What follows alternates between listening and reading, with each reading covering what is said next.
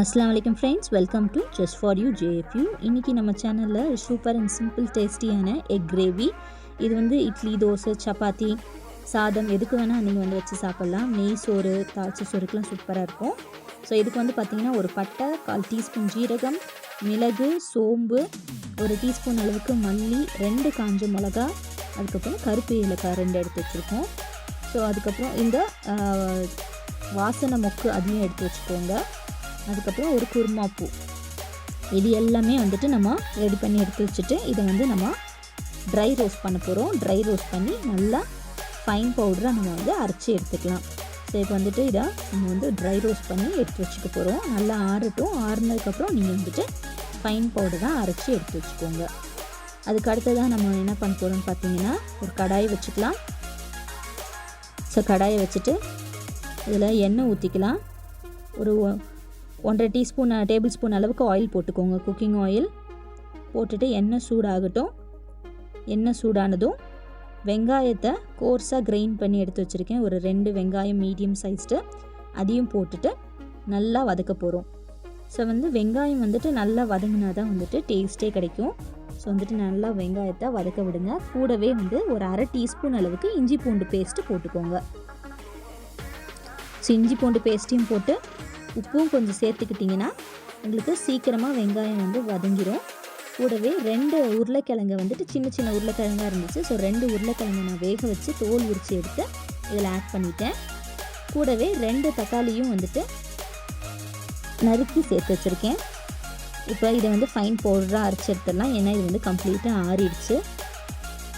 இப்போ நம்ம வந்துட்டு தக்காளியும் வந்து நல்லா வதங்கி இருக்கணும். அது வரைக்கும் வந்து நம்ம இதை நல்லா வதக்கி விடணும். அதனால 2 நிமிஷம் மூடி போட்டு நம்ம நல்லா வதக்கிக்கலாம். இந்த மாதிரி நல்லா அப்பப்போ வந்துட்டு மூடி திறந்து கிளறி விட்டுக்கோங்க. ஸோ இப்போ வந்து பார்த்திங்கன்னா உங்களுக்கு உருளைக்கிழங்கு வந்து ஒரு 80% வந்திருந்தனால குழம்புல சேர்த்து நம்ம பண்ணுறப்ப ஒரு மீதி வெந்துடும். முட்டை வந்துட்டு உங்களுக்கு 3லேருந்து ஒரு 4 முட்டை வேக வச்சு நம்ம இதில் கொஞ்சம் கோடு மாதிரி கிழிச்சு விட்டு அதில் சேர்த்துக்கலாம். கூடவே ஒரு 10 கேஷ்யூவை வந்து ஊற வச்சு அரைச்சி இதில் நம்ம சேர்த்துக்கிட்டு மேலே மல்லித்தூளையும் நம்ம போட்டுக்க போகிறோம். மல்லித்தலையை கட் பண்ணி பொடியாக நறுக்கி சேர்த்துக்க போகிறோம்.